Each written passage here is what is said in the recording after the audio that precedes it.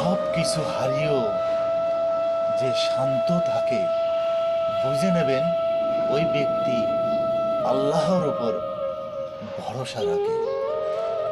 সব দুঃখ কষ্ট যে ব্যক্তি হাসি মুখে মেনে নিতে পারে, বুঝে নেবেন ওই ব্যক্তি একমাত্র আল্লাহর উপর সবচেয়ে বেশি নির্ভরশীল।